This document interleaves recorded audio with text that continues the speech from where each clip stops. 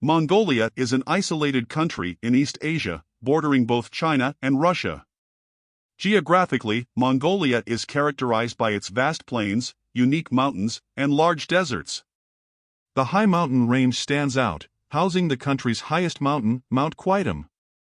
Culturally, Mongolia is renowned for its nomadic traditions and unique way of life. Mongolian nomads rely on animal husbandry, including horses, sheep, and camels. Additionally, Mongol culture boasts the legacy of the Mongol Empire, founded by Genghis Khan in the 13th century. Subsequently, during the early 19th century, Mongolia was also part of China. However, a turn of events led China to abandon Mongolia and its wealth. Surprisingly, this decision was undoubtedly the best in China's history. Mongolia is currently a buffer state, meaning it is a country situated between two powers that helps prevent wars or conflicts between them. It is a neutral country with sparsely populated territory and a minuscule military presence. This sets the ideal stage between these two giants.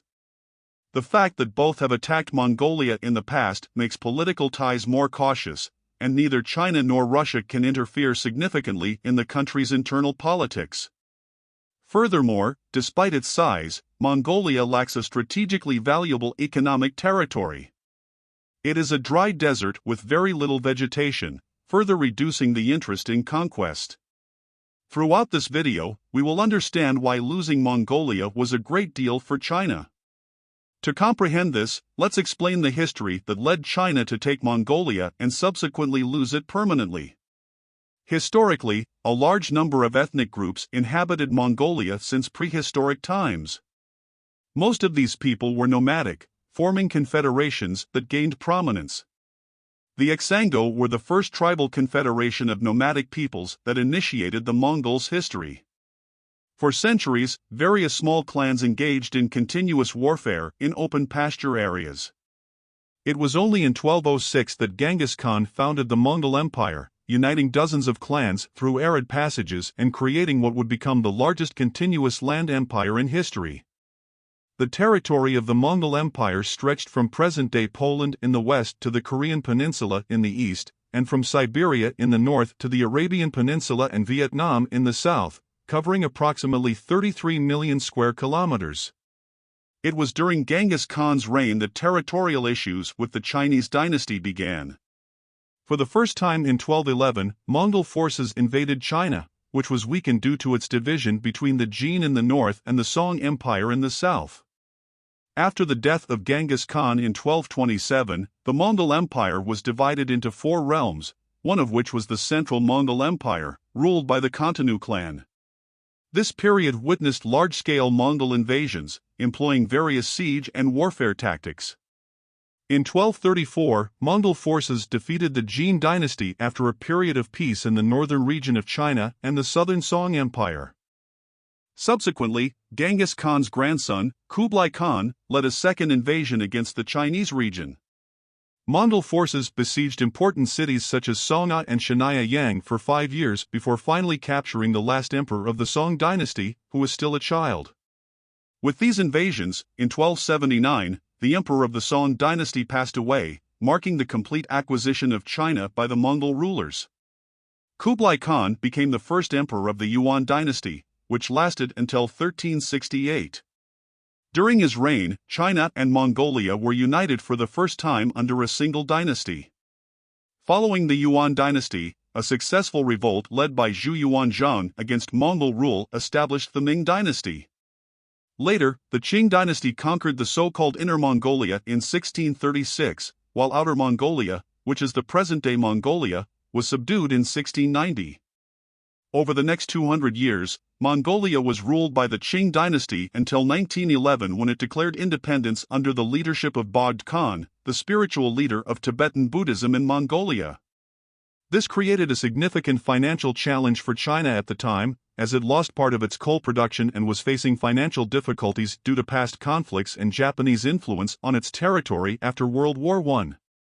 Given these circumstances, China invaded Mongolia in 1919.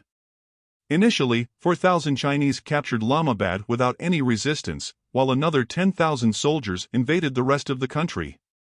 The occupation of Mongolia by China was marked by turbulence and reversals that had significant implications for the region's geopolitics. 1 year after the initial Chinese invasion, a Russian baron, who was fighting against the communists in control of Russia, invaded Mongolia from the north, expelling Chinese troops from the territory.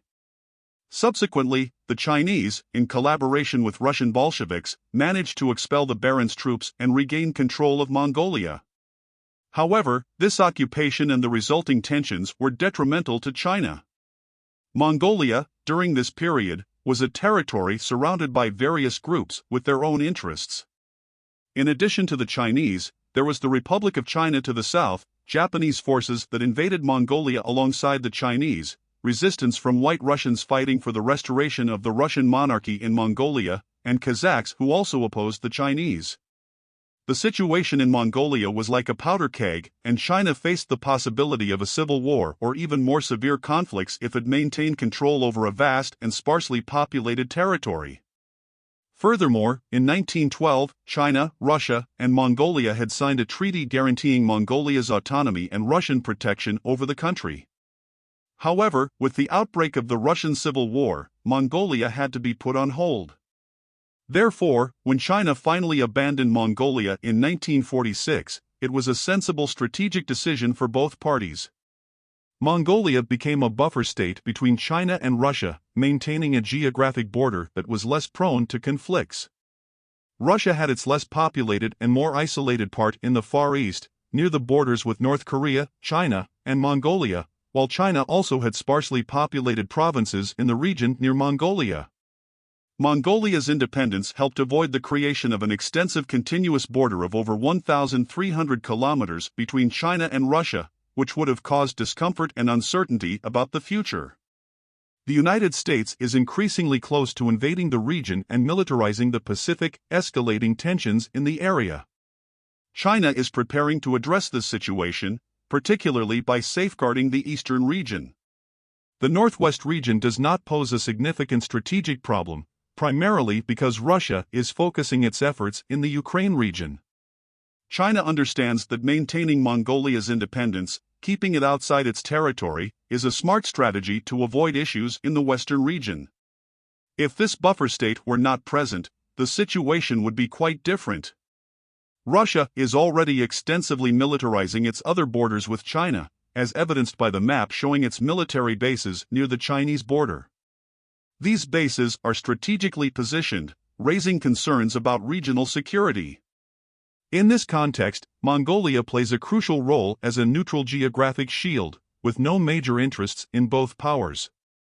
Furthermore, its considerable territorial expanse allows the less populated region of both countries to remain outside potential conflicts. Therefore, maintaining Mongolia's independence has proven to be the best geopolitical decision for China in the 20th century, ensuring its stability and avoiding unnecessary confrontations in a strategic and sensitive region.